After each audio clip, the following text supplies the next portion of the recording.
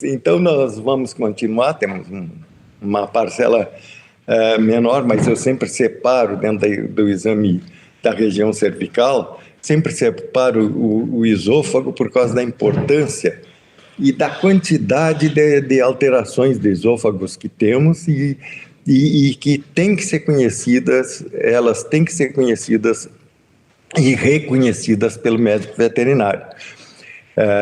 E não se pode perder muito tempo com elas no diagnóstico, porque muitas vezes a perda de tempo leva à perda do animal. Então, o exame do esôfago, nós temos em primeiro lugar pensar no pescoço por onde se encontra o esôfago. Então, vocês têm, ele se estende na região cervical, da segunda vértebra cervical até a 10ª torácica. Então, vocês têm aqui na região cervical, ele iniciando dorsalmente a traqueia.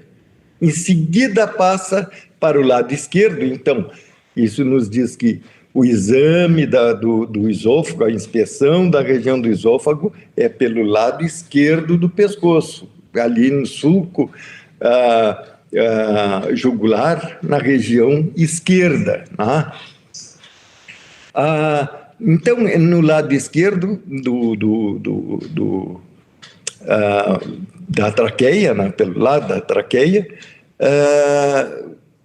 e lá na entrada, na região cervical baixa, na entrada do tórax, volta a ser dorsal. Então, ele passa para o dorso da traqueia de novo, estende-se até o abdômen, onde se liga o estômago. Tá? Então, você sabendo por onde anda o esôfago na região cervical, já é um grande passo, porque aí vocês conseguem ter uma ideia do que pode estar acontecendo e como abordar esse esôfago no exame.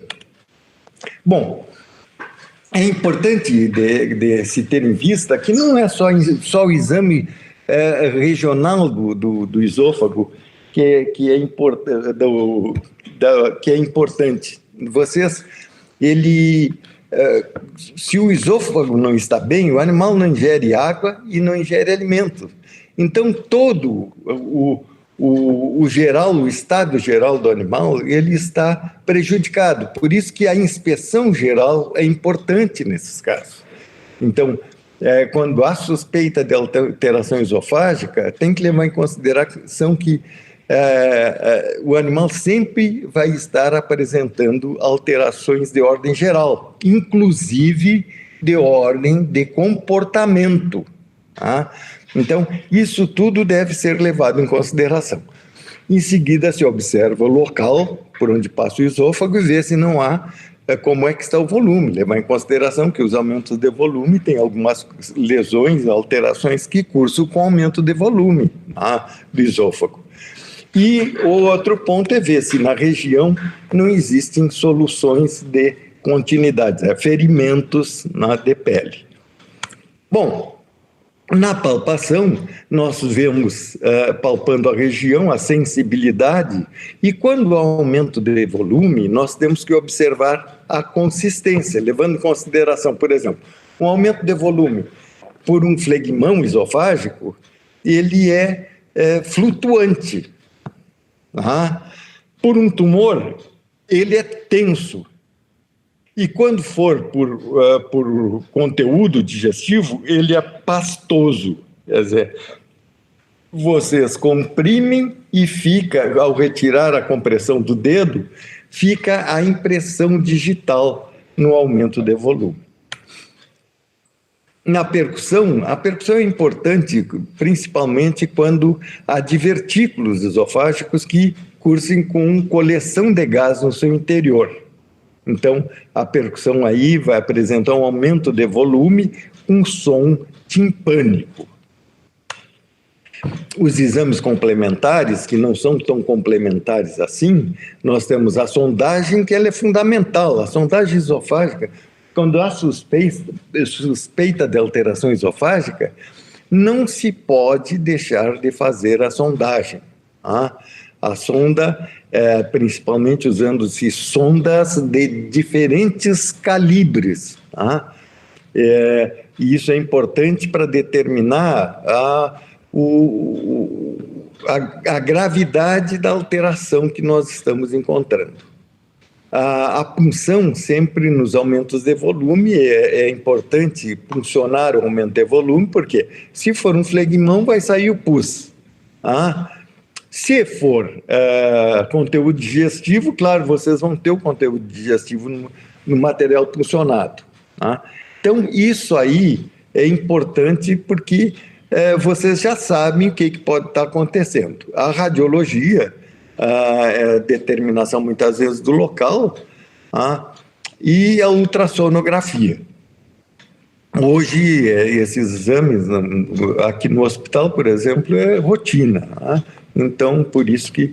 Mas tem que levar em consideração que vocês poderão estar em ambientes, em locais que não têm esses exames complementares, como a radiologia e a ultrassonografia, e vocês vão ter que se virar com a sondagem, saber interpretar bem a sondagem, e a punção, como exames complementares.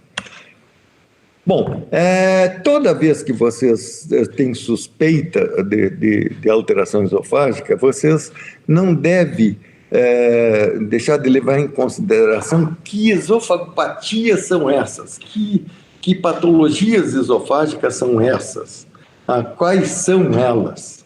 E vocês vão ver que elas têm uma lógica, e com essa lógica aí vocês conseguem fazer o diagnóstico da maioria das alterações esofágicas. E nunca esquecendo que há sempre pressa no diagnóstico do tipo de alteração esofágica. Então, nós temos que ser... E isso vocês vão ter que ter sempre na cabeça de vocês. É automático. Qual é a classificação das esofagopatias? Como se classificam as esofagopatias? Em cima disso, vocês vão saber o que está acontecendo e como vão resolver o problema. Então, nós temos a seguinte classificação das esofagopatias. Em primeiro lugar, as inflamatórias. As inflamatórias, elas são duas. Nós temos a esofagite. A esofagite é a inflamação da mucosa do esôfago. E a perioesofagite, que é a inflamação da parede do esôfago. Elas, muitas vezes, a periesofagite é uma complicação da periesofagite. Então, inflamatórias, elas são essas aí. Motoras, nós temos esofagismo e esofagoplegia, de ordem motor. Esofagismo é aumento da contratibilidade do esôfago, é o espasmo esofágico. Ele tem uma frequência muito grande. E a esofagoplegia é a paralisia do esôfago. Então, elas são o oposto uma da outra, mas muitas vezes as complicações secundárias são parecidas. Depois nós temos as anatômicas. Nós temos a ectasia esofágica, que é a dilatação do esôfago, que pode ser localizada, e ela pode ser generalizada. Quando generalizada, tem o nome de megaesôfago. Então, nunca esquecer isso. Quando fala em megaesôfago, é uma ectasia esofágica, uma dilatação de grande parte do esôfago. E uma localizada é ectasia simples, geralmente ela está localizada antes de uma estenose, numa região anterior a uma estenose. Estenose é a diminuição do diâmetro interno do esôfago. Isso aí causa distúrbios muito, muito graves.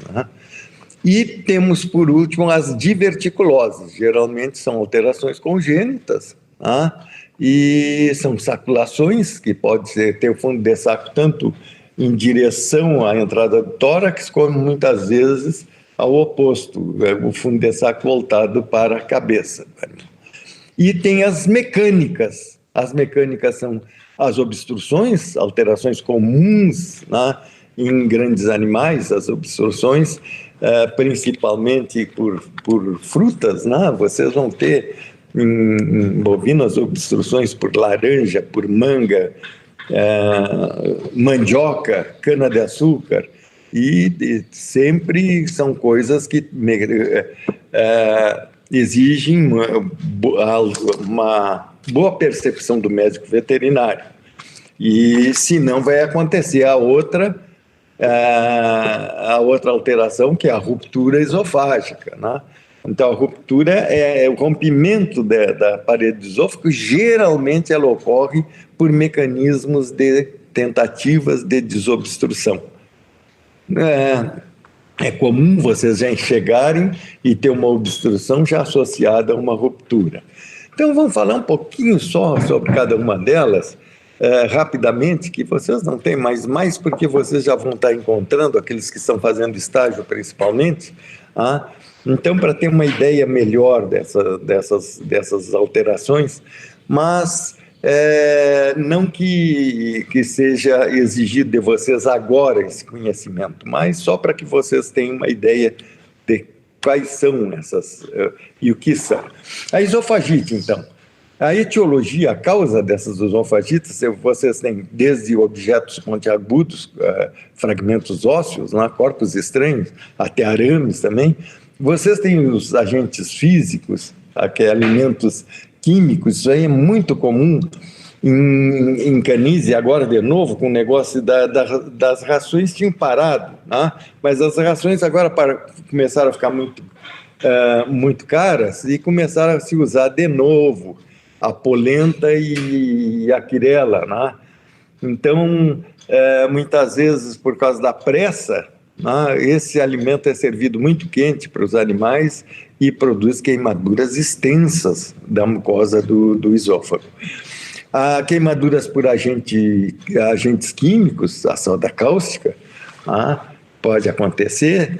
Essas substâncias, os domes sanitários, de limpeza de piso frio, com animaizinhos dentro de casa, muitas vezes ficaram sem água e eles lambem nos desníveis, onde fica a água nos desníveis do piso. Muitas vezes tem ali agentes causticantes, Os parasitas, vocês têm a Spirocerca lupi, que vocês têm aqui embaixo. A Spirocerca parasita o esôfago, de cães, e o gasterófilo em equinos. Os sinais. Então, o primeiro sinal é a disfagia. O animal começa a ter dificuldade de deglutição. E aqui é muito importante a observação. Aqui vocês mais ou menos vão saber onde é que está essa esofagite, no momento, observando a deglutição de alguma coisa pelo animal. Ele vai deglutir, se é logo na entrada do esôfago a lesão, ele já, muitas vezes, no mesmo ato que ele deglute, ele regurgita, já apresenta a disfagia logo ao fazer a deglutição. Outras vezes, ele vai demorar um pouquinho, ele vai deglutir e o alimento vai descer no esôfago, e daí um pouquinho o animal muda o fáscias e já apresenta a regurgitação. É sinal que é mais lá embaixo a esofagite. E assim vai, vocês observando o trajeto do alimento, mais ou menos você sabe por onde está localizada a lesão esofágica, da esofagite. Então, o animal para de se alimentar, começa a perder peso. Frente à palpação, é muito hiperestésico, e a sondagem, quando a sonda atinge o local, o sítio da esofagite, o animal reage fortemente. Então, vocês fazendo a sondagem, por isso que a sondagem é importante, vocês marcam a sonda por fora, na altura em que o animal apresentou a reação, e vocês vão saber, ao introduzir a sonda, o animal reagiu, marcou ali, tira e coloca por fora, e você sabe onde é que está o sítio da lesão. a regurgitação é sempre presente nessas esofagites. A localização, então, já falei para vocês, através da sondagem, e o diagnóstico diferencial sempre feito por endoscopia. Vocês veem aqui uma esofagite necrosante justamente por alimento quente demais. Vocês vejam a extensão da lesão no esôfago desse animal. Tá? Isso é uma visão de endoscópio. Né? Bom, a outra inflamatória é a periesofagite, né? Então ela atinge todas as camadas do esôfago, e aqui geralmente é complicação da própria esofagite, né? E pode formar... Uma coisa está errado aqui, ó. Vocês risquem aí onde está abscessos, né? Abscessos, flegmões, né? A diferença entre um abscesso e um flegmão é que o abscesso tem cápsula e o flegmão não. E aí no esôfago não se formam abscessos, só se formam flegmões. Tá? Isso aqui foi um lapso aqui. Né? Na região cervical, esses flegmões, então, podem abscedar, aí sim o termo é correto, para o exterior. Tá? Na região torácica, isso aqui pode se tornar complicado porque pode ir esse pus constante dentro do flegmão, pode passa para a pleura e produz pleurites graves. As motoras nós temos, então, a primeira delas, o espasmo esofágico ou esofagismo. São contrações espasmódicas do esôfago. Né? Vocês vão ver o animal apresentando uma inquietação enorme, se atirando, e vocês olham o esôfago, ele chega a apresentar movimentos serpingiformes. O que são movimentos serpingiformes? O esôfago fica como se fosse uma serpente, fazendo movimento de serpente, tá? Ali muitas vezes, né? Por causa das ondas peristálticas e antiperistálticas do esôfago. É a alteração altamente, muito frequente em equinos. É a espécie que mais acontece. E está ligado primeiro, a animais mais nervosos, tá? Quando no início da alimentação, principalmente quando há concorrência, é muito comum o estresse inicial da alimentação. E vocês têm que o que desencadeia isso são esses alimentos farináceos ou animais com contraste térmico, né? Na água, principalmente, em potros no inverno, que estão estabulados, né? Em noites frias, né? Ao soltar pela manhã, eles vão aquecer o corpo, correm no potreiro e suam e aquecem o corpo e dá sede, e vão tomar a água, muitas vezes a água até com uma casquinha de gelo em cima, de uma geada meio forte, né? E já se deu a ocorrência de esofagismo. Os animais ficam completamente transtornados, uma inquietação enorme, se atiram ao chão, e aqui é que eles pode acontecer os problemas mais sérios, que são traumatismos mais graves. Vocês vão ver os movimentos, nem sempre, mas muitas vezes o movimento serpingiforme, na palpação o esôfago é tenso, como se fosse uma corda. Tá? A sondagem é muito difícil, vocês não conseguem passar a sonda num animal em pleno espasmo esofágico. Como é uma alteração de fácil diagnóstico, embora quem conhece sabe que é um espasmo esofágico que está acontecendo, mas tem pessoas que não conhecem e que ficam apavoradas. Então, isso aí é daquelas boas alterações. Quando alguém chama um médico veterinário para ir atender um espasmo, algo parecido com um espasmo esofágico contado, vocês vão rápido, né? Que vocês podem chegar lá e o animal já está bom. Tá? Vocês vão lá rápido, lá qualquer dipironazinha simples ou uma massagenzinha muitas vezes faz passar o quadro. que na grande maioria das vezes desaparece sozinho. Tá? Ao contrário, vocês têm esofagoplegia, que é a paralisia do esôfago. A paralisia do esôfago, ela muitas vezes é sequela de outras alterações. Nos traumas cranianos, é muito comum vocês terem paralisia de esôfago, em quadros de encefalites, neurite de vago, sequela da linfadenite equina e a sequela de sinomose em cães. Os sinais clínicos são bastante evidentes, né?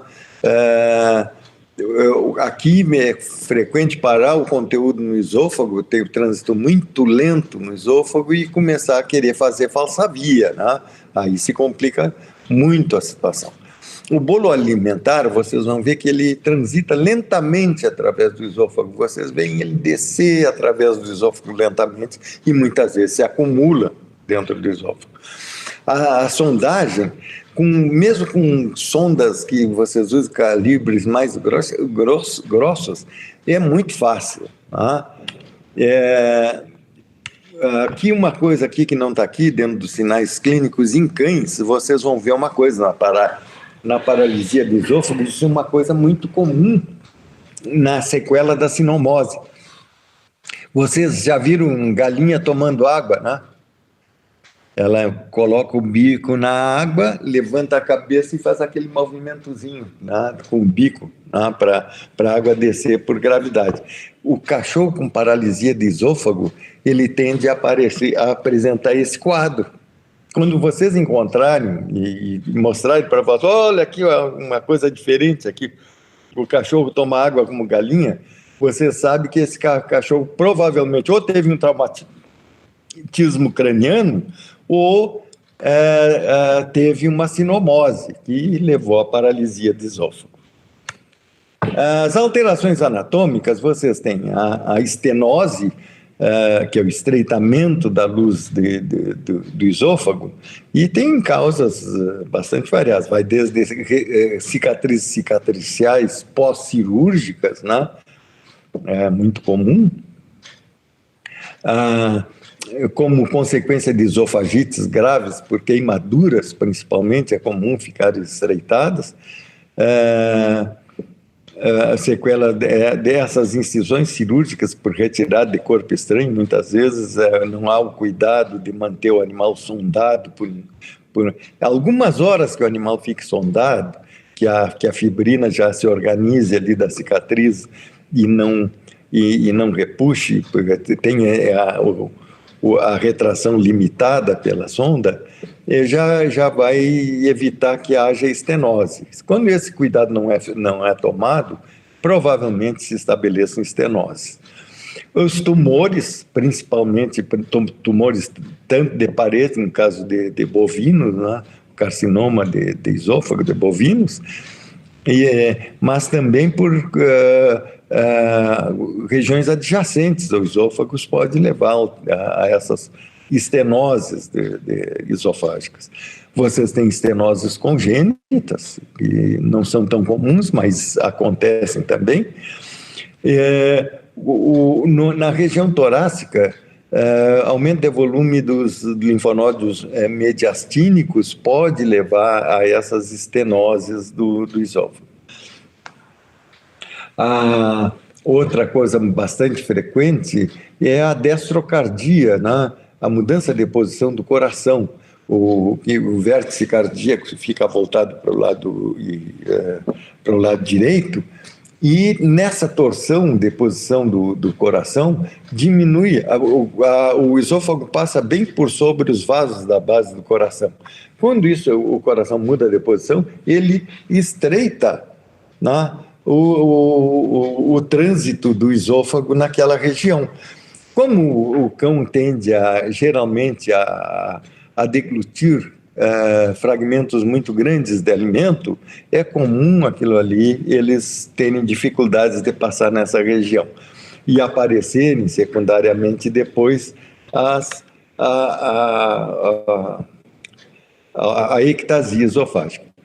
Bom, os sinais clínicos vai disfagia e as sondas de diferentes calibres nos dão ideia de que seja uma estenose, porque sondas estreitas passam e sondas um pouco mais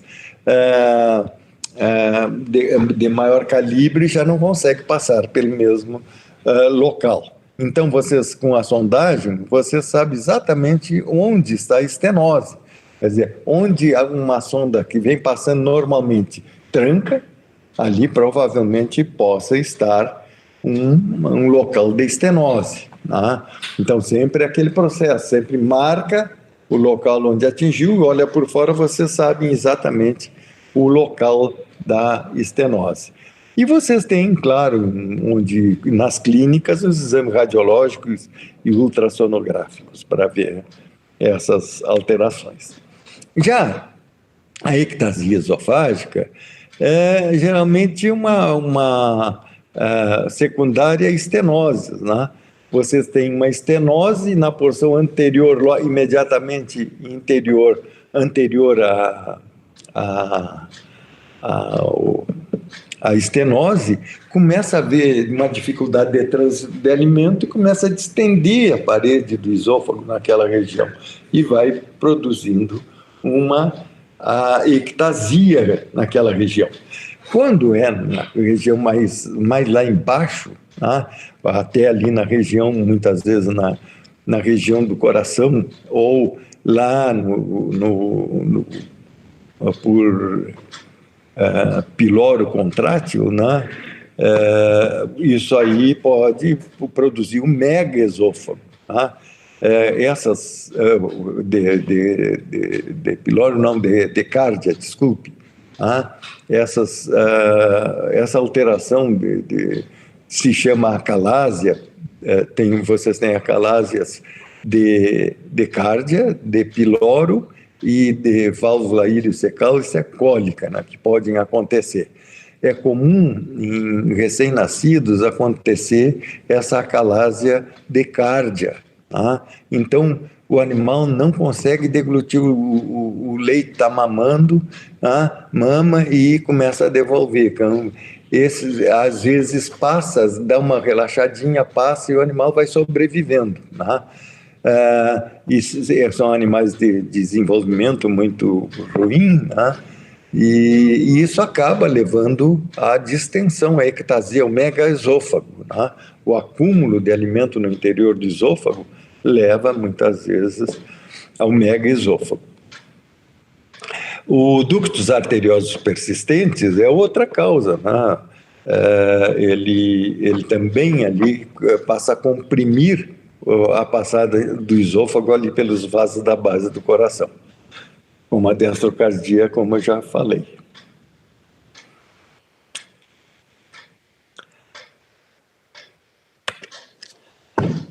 Ainda temos como alterações anatômicas o divertículo esofágico, que são saculações, né, que ocorrem ao longo do esôfago. Geralmente elas são, geralmente não, são sempre alterações congênitas, né?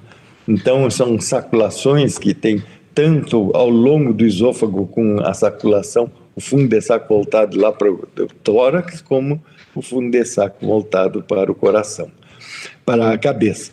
Quando o fundo de saco é voltado para a cabeça, em ruminantes, é comum, dentro desse saco, desse divertículo, se acumular gás, e aí dá um quadro muito típico, né, que a gente já sabe o que é.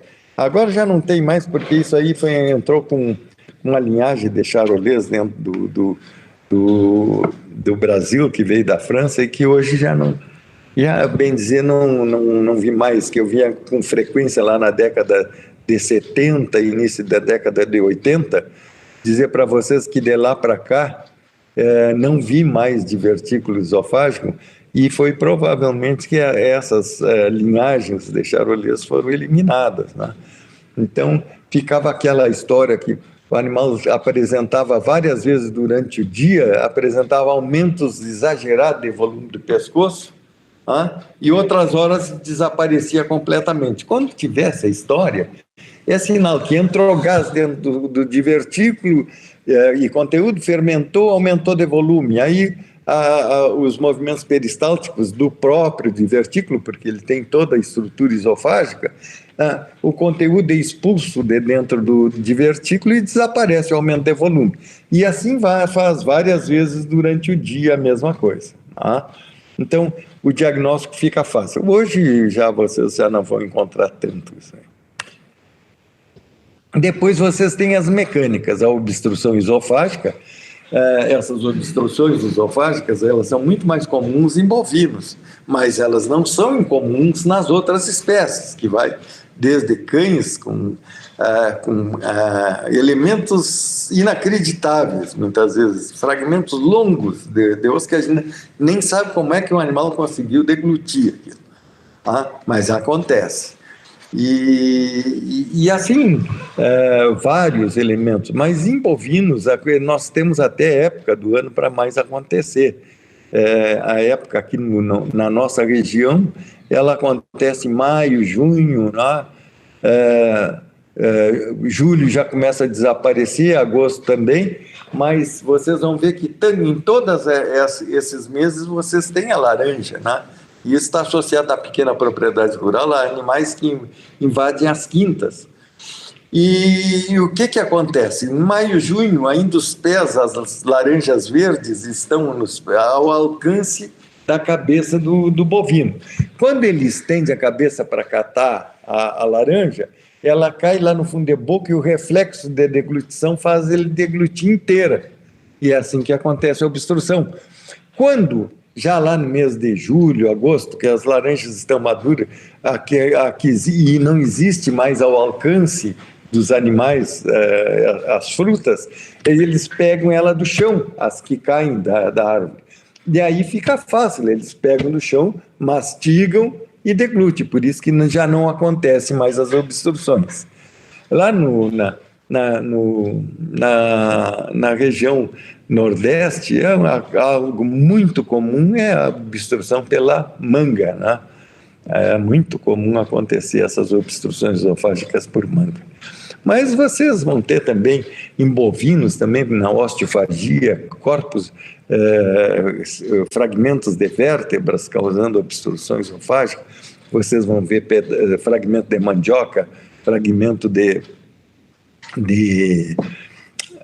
cana-de-açúcar, sabugo de milho, também é frequente.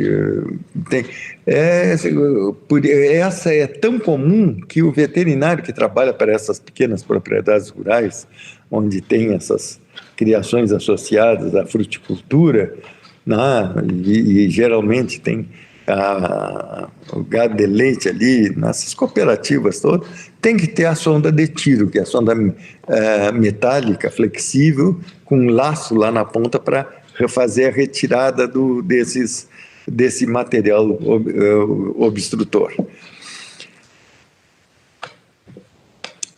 Uma coisa muito importante, o modo de retirar esses elementos obstrutores tem que ser muito cuidadoso, porque é comum, por causa do choque circulatório, já da compressão do corpo estranho sobre a parede do esôfago, torna ele friável. E isso aí pode, se um manejo incorreto, levar a rupturas, né? E isso é bastante comum. Então, quais são os sinais clínicos que vocês vão encontrar em bovinos? Eu já vou indicar para vocês aqui, porque é quando mais acontece. Tá? Vocês vão ter uma cialorreia, pitialismo e cialorreia. Por causa da náusea, o animal já produz mais saliva. E a cialorreia, você sabe que é o aumento da exteriorização de saliva. Então, vocês têm o aumento da produção com aumento da exteriorização. E aumento de volume na região do elemento obstrutor, quando for no esôfago cervical. Outras vezes já está lá na entrada do tórax. Tá? O hálito do animal, no exame do hálito, vocês já vão saber o que está obstruindo. Vocês não tem como não identificar o odor de laranja azeda na obstrução por laranja. não tem como não identificar o odor de amêndoa, na obstrução pela mandioca, o odor de cachaça, na obstrução por cana-de-açúcar. Tudo isso aí são coisas que indicam de que forma e com o que o animal obstruiu. Por isso é importante isso aí, porque quando é um elemento redondo, como uma laranja, ela é mais fácil de ser retirada. Agora, quando é por elementos que têm quinas, né? Desculpe, olha a Covid. Quando tem quinas, fragmentos de mandioca e de cana-de-açúcar, é perigoso a remoção, por causa que eles ficam com partes pontiagudas voltadas para a parede do esôfago. Por isso que é importante descobrir que elemento é esse que está produzindo a obstrução. Vocês têm a náusea bastante grande, a regurgitação, e vocês vão ter um timpanismo agudo muito grande. Vocês vão ter, em alguns casos, o flanco, né, esquerdo mais alto que a linha da coluna, tal a distensão do rumen, né, do timpanismo. E isso aí já causa dispneia, né, e dispneia já com aparecimento de cianose, por causa da dificuldade respiratória. Já a última alteração esofágica, a mecânica, das mecânicas, né, a ruptura do esôfago ocorre geralmente consequência de obstruções esofágicas. Essas tentativas de retiradas mal conduzidas, né, é comum produzirem essas rupturas. Vocês vão ver os práticos, né, é comum eles tentarem desobstruir. Os elementos são os mais estranhos que vocês podem conceber. Vai desde talo de bananeira, cabo de vassoura, arame dobrado, e tudo isso são coisas que podem produzir lesões na parede do esôfago. E aí vocês têm que ter muito cuidado, porque se vocês não tentarem observar o que está acontecendo com o animal, vocês vão mexer e está lá com o esôfago rompido, é fácil passarem a responsabilidade para vocês, a dizer que quem rompeu foram vocês. Então, tem cuidado de ver se esse esôfago já não está rompido, quando vocês vão desobstruir um esôfago. É comum ocorrerem, se a ruptura é lá dentro, ocorrer pleurite e pneumotórax por causa dessa ruptura esofágica lá dentro do tórax. Os sinais clínicos, em primeiro lugar, aqui na região da entrada do tórax ou na região cervical, é comum aparecer na ruptura do esôfago, logo em seguida que foi rompido, uma criptação dos gases que se perdem da eructação, que se perde por aquela ruptura esofágica. Então, esses gases se acumulam por ali, fazem bolhas de ar ali, e vocês conseguem já perceber nas recentes.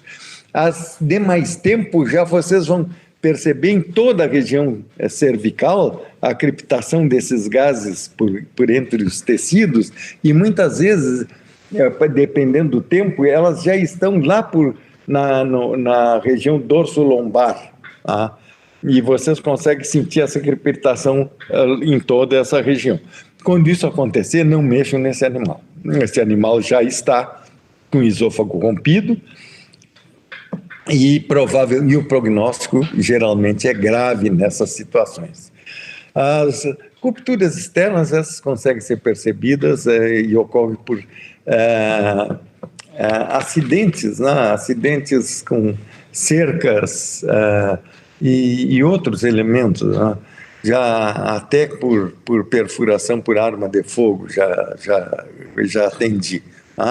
Então, mas aí vocês conseguem ver na região da solução de continuidade bolhas, né, de sangue misturado com conteúdo digestivo. Aí é facilmente percebido.